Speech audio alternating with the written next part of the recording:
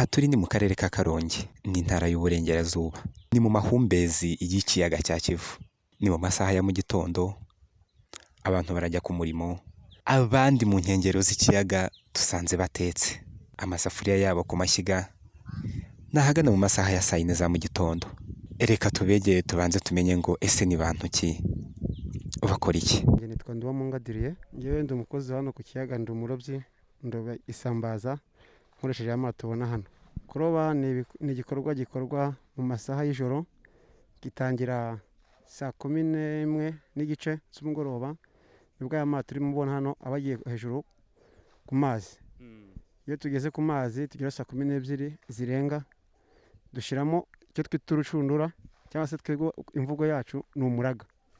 Dushyiramo umuraga tukawuroha mu mazi ukajyamo hasi, tugacana amatara, amatara yabugenewe ducana, tukamaza iminota 50 cyangwa se isaha gutyo, cyangwa isaha 1 n'igice.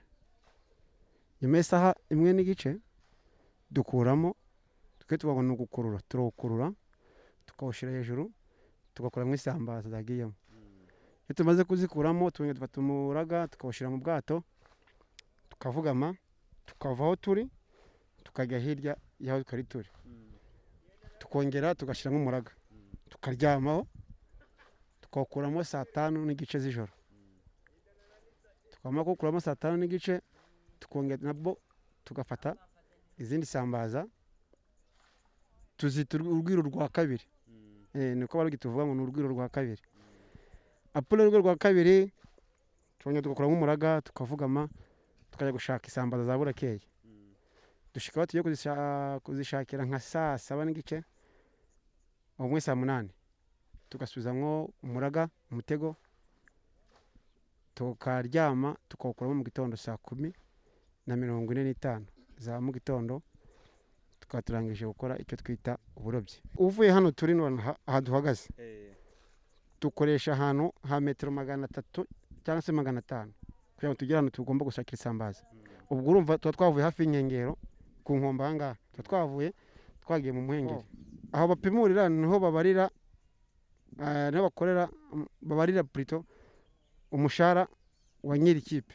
Buriya ikipe iba ifite umuntu nyirayo bwite umwe, noneho we agahindukira agashyira nk'abakozi. We baramubarira, bakamubarira amafaranga, cyangwa se bakamubarira plutôt amafaranga yinjije, nawe akazahindukira nyuma akajya yasubira muri amafaranga yabonye y'ukwezi kurangiye, akagenda ahemba babakozi be akurikije n'ibyo yinjije. Hari igihe iyo byabonetse, umusaruro wabonetse, agendaho umukozi amafaranga ari hejuru y'ibihumbi 10, kuko baroba iminsi 25 gusa. Niyo tumaramo hano 25, tugasubira mu ngo kuruhuka, tukagaruka no nyuma y'indi minsi 5. Urumva hari n'aho barura umusaruro wabonetse kuri buri kipe, bakagenda babinota ahantu nyine kuri buri zina ry'abanye ikipe. Ikipe bigizwe n'abakozi 9. Abakozi 9. First of all habarimo uwunganire boss, tumwita kapiteni ucana amatara. Nyuma kapiteni haza abashana, aribo bakurura amakamba ibiziriko.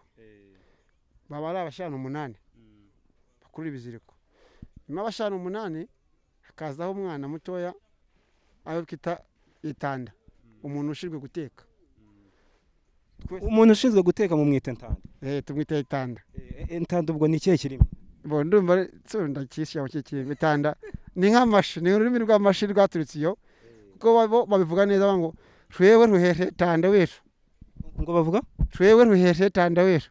Ubwo byo bikaba bishatse kuvuga iki? Akavuze ngo twebwe twizaniye tanda wacu, dufite tanda wacu.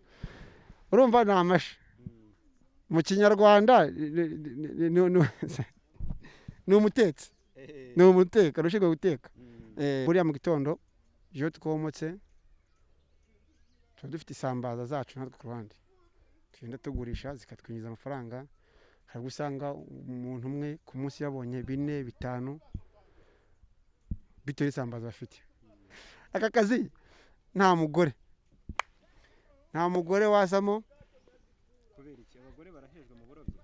Abagore nabivuga ko bahejwe mu burobyi kuko akazi ntabwo ko akazi gakora abantu bafite imbaraga bafite concentration igaragara ko ari abantu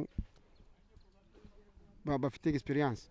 Abadamu rero ni abantu bakora akantu gato bakaruha vuba, muri make baruha vuba, ni abantu bananirwa vuba.